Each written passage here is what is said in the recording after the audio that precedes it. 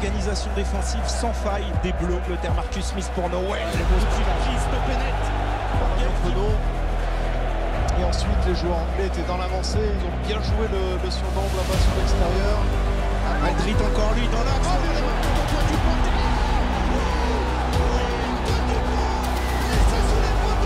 Les dernières secondes, c'est la dernière mêlée. Allez, en touche. La libération est là. Le 15 de France est de retour au sommet. 12 ans après, les Bleus remportent le tour en destination. Cet épisode est sponsorisé par Natural Fit, un site qui propose des produits de récupération sportive à base de CBD. Plus d'informations en fin de vidéo. Salut l'équipe, c'est le Valiste. Bon je sais pas vous, mais moi cette semaine, j'ai un peu une pêche d'enfer quoi. Décrocher le grand chelem sur un crunch, franchement, on pouvait pas rêver mieux. Bon, c'est pas tout, mais on a du pain sur la planche, et là du coup on va voir comment les Bleus ont réussi leur victoire finale dans ce tournoi face aux Anglais. Le moins que l'on puisse dire, c'est qu'on n'a pas abordé la partie de la meilleure des manières. Puisque sur leur premier ballon, les Bleus vont commettre un en avant avec cette passe un peu basse de Ntamak à l'intention de Jelon. Et surtout, je sais pas vous, mais il y a eu une impression de faux rythme en ce début de match qui a été imposée par les Anglais avec de nombreux coups de pied et pas vraiment d'attaque ni de jeu qui se met en place. Sauf que par rapport au jeu au pied, justement, ce qu'on a pu remarquer très tôt dans le match, c'est que les Britanniques ont décidé d'innover dans leur gestion du fond de terrain, puisqu'au lieu de laisser un troisième ligne centre en troisième rideau, eh bien c'est Ellis Gage qui s'est chargé de faire la couverture, et c'est donc le pilier gauche qui s'est chargé de remonter les ballons à la main. Même si ses premières prises de balle ont fait mal et qu'il a souvent fallu s'y mettre à plusieurs pour l'arrêter, la défense française s'est relativement bien adaptée, et passé la surprise du début, on peut pas dire que ce repositionnement en fond de terrain ait été une révolution. Également, très vite dans le match, on a senti les Bleus très sûrs de leur défense, une défense qui a parfaitement contrôlé les offensives adverses sans se faire prendre par les leurs anglais. Ça communique, ça glisse, ça plaque, ça gratte, à l'instar de ce ballon récupéré par Aldrit après une belle avancée de l'ailier Jack Nowell. Bref, tout de suite on a senti les Bleus très sereins dans ce domaine. Et serein en défense, il fallait bien l'être au vu des innombrables fautes de main commises par les Bleus. On va mettre ça sur la fébrilité et sur l'envie d'en découdre et de décrocher les grands chelems, mais j'avoue que on n'est pas habitué à voir aussi peu de précision dans les transmissions françaises. Les déchets les plus marquants que j'ai en tête, c'est d'abord cet en avant de Fickou en tout début de match. La défense anglaise était littéralement ouverte pour lui, parce que la course de Danty avait considérablement fixé la défense anglaise, le temps de la remettre dans le dos pour Penaud. Une petite combinaison qui a forcé Merchant à venir défendre sur l'ailier, abandonnant au passage Stewart face à 3 Français. Et honnêtement, vu comment Jaminet, Dupont et Ntamak étaient au soutien, je pense qu'on peut dire qu'il y avait essai au bout, quasiment. Et la deuxième fois, là encore, c'est sur une récupération de Grégory Aldrit, un turnover qui place les Anglais dans une position très délicate, puisqu'elle laisse 5 défenseurs dans le ruck, alors que le reste de l'équipe doit rapidement transiter de leur placement offensif vers une position défensive. Et donc là, vous pouvez voir comment ils sont tous absorbés par ce qui se passe au sol, alors que l'attaque française, elle, est directement en place. Et ça, notamment, ça fait écho au fameux jeu de transition dont je vous avais parlé, je crois, lors du débrief de Écosse-France. Et donc là, au moment où Penaud reçoit la gonfle, il a littéralement 3 options de soutien, alors que l'Angleterre, elle, est en sous-nombre.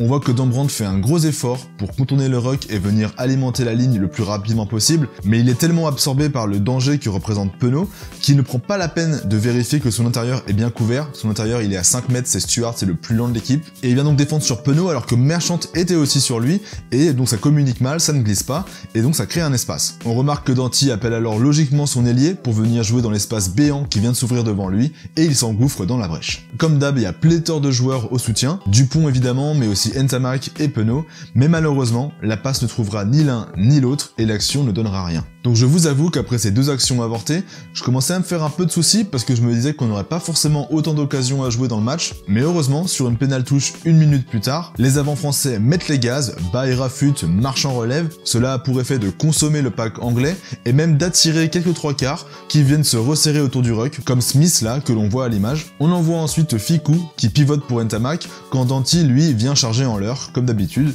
Et sur ce plan, on voit bien que Slade, Smith et Merchant sont concentrés dans un espace très petit, mais Penaud, lui, dans le même temps, il arrive avec une course rentrante, tandis que Jaminet, en fait, c'est lui qui va être servi pour jouer son 2 contre 1 avec Villiers. Donc j'accélère un petit peu, on insiste pour profiter de la défense anglaise, qui doit alors se replacer en urgence, et on voit notamment que tous les arrières de la Rose sont impliqués autour de la zone de plaquage sur Villiers. J'accélère encore un peu jusqu'au moment où Villiers, encore lui, fait un superbe travail, d'abord en restant debout, mais surtout en passant au contact pour Woki, et le fait que Villiers fasse l'effort de rester debout et de servir Woki pour venir fixer la défense, ça paraît anodin comme ça, mais en fait c'est super bien joué parce que du coup ça empêche la défense anglaise de venir glisser sur l'extérieur parce qu'il y a encore du boulot à faire dans leur zone, et donc il laisse la défense à l'extérieur en sous-nombre. Et donc après cette charge de Woki, Dupont va finir par écarter, et Ntamak là alors va prendre ses responsabilités, d'abord en feintant la passe pour continuer à fixer Youngs qui doit du coup surveiller Antonio, puis en allongeant une longue passe sautée pour Fickou qui marque alors le premier essai des Bleus. Donc cet essai va lancer les Français dans le match avec une défense toujours plus agressive qui va venir étouffer les initiatives britanniques. Et l'un des moments emblématiques pour moi, c'est ce contre d'Aldrit sur Youngs et ensuite Danty qui dans la foulée tape une super diagonale dans le camp anglais avec Furbank qui tergiverse un peu et touche le ballon, donc la touche est française. Psychologiquement, quand tu recules à ce point, après t'être pété les dents sur une défense intraitable, franchement ça fait très mal. Bon, malheureusement, l'avancée bleue va encore se finir par un en avant entre Aldrit et Dupont, mais au moins Jaminet ne repart pas à vide et ajoute 3 nouveaux points. Et l'écart va s'agrandir juste avant la pause avec une offensive amorcée depuis le milieu de terrain, et avec ce jeu dans le dos pour Fickou qui sert alors magistralement Villiers, et ensuite le 2 contre 1 est joué avec Jelon. On balaye ensuite le terrain, et au passage, Jaminet croque un peu, voire carrément l'action, alors que les Anglais étaient clairement là encore en sous-nombre, je sais pas comment ils font, mais à chaque fois qu'on a le ballon, ils sont en sous-nombre. Par conséquent, l'action semble quelque peu enterrée, ça s'enlise et ça perd de sa vitesse, et donc on doit repartir avec du jeu simple, avec des gros auprès, et ça jusqu'à ce que Baye ne réussisse à jouer debout et à servir Dupont, qui ensuite va relayer avec Aldrit, et ça a le mérite d'insuffler de la vitesse, et donc de prendre l'avantage sur la défense. Et d'autant plus que les libérations sont très rapides, donc Ntamak prend le trou, il franchit, et François Cross finit le boulot. Les joueurs entrent alors au vestiaire avec une certaine avance, 12 points, c'est quand même pas mal dans un final face aux Anglais, mais le 15 de la Rose, justement, va revenir sur le terrain avec d'autres intentions, et ils vont notamment réussir à nous pousser à la faute, alors qu'on avait concédé que 3 pénalités en première mi-temps. Notamment, suite à un échange de jeu au pied, les Bleus s'endorment un petit peu en défense, ils ne vont pas monter, ils ne vont pas agresser la ligne, ce qui fait que Dupont est le seul à chasser, mais malheureusement le capitaine français est pénalisé car hors-jeu, et les British vont en touche. Et là, pour la première fois de la partie, les Anglais vont réussir à franchir la défense française. Et pourtant au départ, c'était pas si mal parti parce qu'il n'y avait pas de surnombre, elle avait une défense aussi qui glisse bien, on peut le voir sur les images, mais le facteur clé en fait, c'est Merchant qui se lance au dernier moment, il est très profond dans la ligne, donc il n'est pas repéré par Fickou de prime abord. Et surtout, alors que la défense est en train de glisser, lui va venir avec une course très rentrante entre Fickou et Danty qui eux en fait surveillaient Underhill qui arrivait lancé. Donc le centre anglais déchire le rideau bleu, et malgré le retour de Penaud et de Cross, le jeu finit par rebondir sur l'aile et Stewart conclut l'action. Donc cette domination des Anglais sur la seconde mi-temps, elle se traduit vraiment dans les chiffres, puisque d'après les stats, ils ont eu 73% d'occupation et 61% de possession. Autrement dit, les Bleus ont passé leur temps à défendre. Bon, heureusement, le capitaine Dupont va définitivement sceller le grand chelem avec un essai marqué suite à une belle passe après contact de Grégory Aldrit, et ensuite les 20 dernières minutes restantes voient l'Angleterre littéralement se péter les dents sur la défense française, avec des Bleus qui ruinent les occasions anglaises et ne vont rien lâcher jusqu'au coup de sifflet final. Avant de parler top, flop, etc., j'aimerais un petit peu revenir sur la stratégie anglaise pour aborder ce match face à la France, que j'ai pas vraiment compris, je vous avoue. Enfin, j'ai compris ce qu'ils ont essayé de faire, taper des chandelles, casser le rythme, etc. Mais j'ai pas compris pourquoi ils ont essayé de faire ça. Pourquoi ce choix d'aligner Youngs et donc de faire que enquiller les chandelles et enquiller les jeux au pied en espérant une faute de Jaminet? Marcus Smith, d'après ce que j'ai repéré, en fait il n'a joué que 2 ballons, il a attaqué la ligne que 2 fois, alors que Marcus Smith, dans son ADN de joueur, c'est plutôt un joueur qui aime porter le ballon, qui aime attaquer la ligne, qui a de la vitesse, qui a des appuis, et qui aime jouer dans le bordel, qui aime jouer autour des regroupements, trouver des espaces, etc. Et là, ça a pas du tout été le cas, ça a été vraiment prendre à rebrousse-poil de ce qu'est son ADN de joueur. Et donc au lieu de s'appuyer sur ses points forts, bah il s'est contenté de faire des passes et des fois de jouer au pied, mais en soi, il a pas fait grand chose.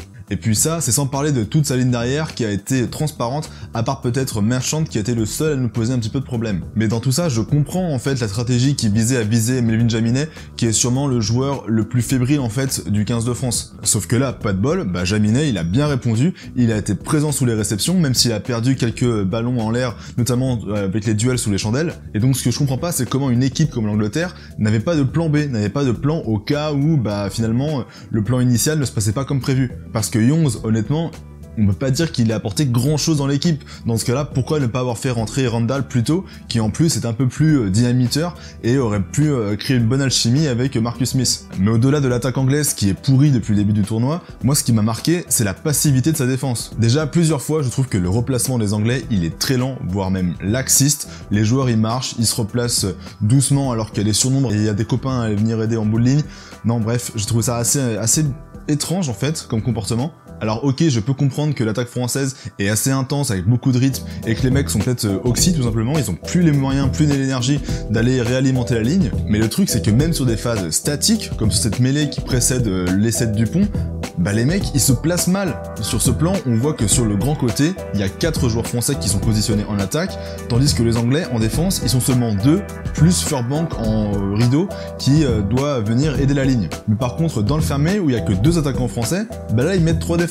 Sur une phase comme ça, je pense que c'est fait exprès, ça a dû être travaillé, ils ont dû identifier quelque chose, je ne sais pas. Et dites-moi si vous comprenez, parce que honnêtement, de prime abord, je trouve ça assez curieux comme placement défensif. Et heureusement Kent Amack bouffe un petit peu le surnombre avec une passe sautée directement pour Fickou, parce que sinon je pense qu'ils auraient pu être beaucoup plus mal que ça. Enfin voilà, peut-être que j'en fais des caisses, mais je vous avoue que quand j'ai vu ce plan, j'ai vraiment pas compris ce qui s'est passé et pourquoi il se mettait comme ça. En attendant vos explications en commentaire, on va se diriger vers les tops, les flops et compagnie, mais avant cela, j'aimerais remercier toutes les personnes qui me soutiennent financièrement, que ce soit sur Utip ou sur YouTube directement. Et dans le même temps, je me permets de vous rappeler que s'abonner, c'est gratuit, mais moi ça m'aide beaucoup à avoir de la visibilité, à montrer à YouTube que mon contenu vous intéresse. Sachez que vous êtes près de 60% à me regarder sans être abonné, donc si mon contenu vous plaît, un abonnement, un like, un petit commentaire, ça vous coûte rien, et moi, ça me fait plaisir. Bon maintenant, les tops. Côté anglais, j'en ai qu'un seul, c'est Joe Merchant qui a été le seul arrière à vraiment nous poser des problèmes, c'est lui qui est à l'origine de l'essai anglais. Et globalement, je l'ai trouvé assez dangereux sur les rares ballons qu'il a eu. Côté français, c'est assez difficile de faire un choix, je vous avoue, mais j'aimerais retenir Cross pour son activité au plaquage et également Aldrit devant pour son activité lui au grattage, parce qu'il a sauvé plusieurs ballons dans des moments un petit peu chauds. Mais derrière pour moi, Dupont est bien évidemment l'homme du match, il a plaqué comme un troisième bar, c'est lui qui a bouffé Itoje, n'en déplaise à Eddie Jones. Mais j'ai un petit mot également pour Fickou, que j'ai trouvé vraiment très stable, c'est vraiment la poutre de cette équipe de France. On le présente plus mais ça se voit que c'est le capitaine de la défense, c'est lui qui vient plaquer, qui met une boîte à Noël, c'est lui aussi qui va gratter 2 ballons dans des moments où on est un petit peu en train de prendre l'eau. Donc voilà, c'est vraiment un joueur qui est hyper expérimenté et qui est le véritable régulateur de cette équipe de France. En flop, je pense que je mettrais Marcus Smith. Beaucoup attendaient le duel entre lui et Ntamak, l'opposition entre deux styles, le feu contre la glace, etc. Et franchement, ce duel n'a pas vraiment eu lieu, tellement Smith n'a pas pesé sur la rencontre. Je vais pas revenir dessus, mais l'attaque anglaise a été transparente durant ce match comme durant tout le tournoi, et même un petit prodige comme Marcus Smith n'a pas vraiment pu changer la donne. On va passer maintenant à la boulette d'or et au geste d'or, et la semaine dernière vous aviez élu Flamand pour son déblayage dangereux sur Josh Adams qui aurait pu nous coûter cher, et aujourd'hui je vous avoue j'en ai pas relevé beaucoup, j'ai pas beaucoup de candidats pour la boulette d'or, j'en ai qu'un seul, donc dites-moi en commentaire si vous avez des candidats à me proposer, parce que vous pouvez également proposer vos candidats dans les commentaires, Mais bref, à part Furbank qui concède cette touche bêtement après le coup de pied de Danty, j'ai pas vraiment de candidats. Ah bah si. Bah je crois qu'on peut mettre toute l'équipe de France en boulette d'or. Parce que a priori, d'après ce qu'a dit Damien Penaud sur le plateau du Canal Rugby Club, l'équipe de France aurait laissé échapper le trophée Destination dans la Seine. Bon, a priori, le trophée a été repêché, c'est bon, mais par contre, ça, si c'est pas de la boulette d'or de champion, je sais pas ce que c'est. Pour le geste d'or, maintenant, la semaine dernière, vous aviez voté pour Bigard et pour son jeu au pied, et aujourd'hui, par contre, il y a du monde. Donc je vais faire ça vite, D'abord, j'ai Fickou pour sa passe alors qu'il est en train de se faire plaquer à une main directement pour Villiers, je trouve qu'elle est vraiment très bien réalisée, c'est nickel. Dans la même veine également, il y a cette passe décisive d'Aldrit pour Dupont. Et sinon, j'ai bien aimé Penaud qui baisse le froc de Joe Merchant. C'est pas mal, mais on voit qu'il manque un peu d'entraînement parce qu'il lui laisse le slip.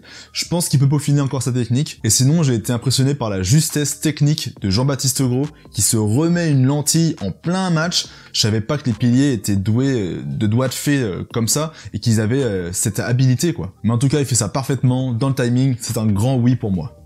On arrive à la fin de la vidéo et pour cela j'aimerais remercier le sponsor du jour qui est Natural Fit. Natural Fit c'est quoi? Eh bien en fait c'est un site qui propose des huiles et des baumes à base de CBD qui ont pour but d'améliorer la récupération après les matchs et après les entraînements. Et je précise CBD, pas THC. Le but de Natural Fit, c'est pas de proposer des substances récréatives. Le but, c'est vraiment d'être axé sur la performance sportive, la relaxation et d'avoir un corps qui est tout simplement capable de se régénérer plus facilement. Puisque le CBD est reconnu pour son action relaxante, ça permet de détendre les muscles, d'atténuer les courbatures, mais également d'avoir un sommeil plus réparateur. Pour ma part, ils m'ont envoyé un échantillon et ça fait maintenant quelques mois que je teste ça, donc notamment après les entraînements, mais aussi avant et après les matchs. Et je dois vous avouer que quand j'en prends, je dors comme un basque après les fêtes de Bayonne. Franchement, je dors comme une pierre. Donc c'est pour ça que j'ai accepté leur partenariat, parce que j'ai testé, que ça m'a plu, que ça a marché sur moi. Donc je vous mets le lien de leur site en description et n'hésitez pas à checker parce qu'ils ont différents produits, différents dosages selon vos usages et selon vos besoins.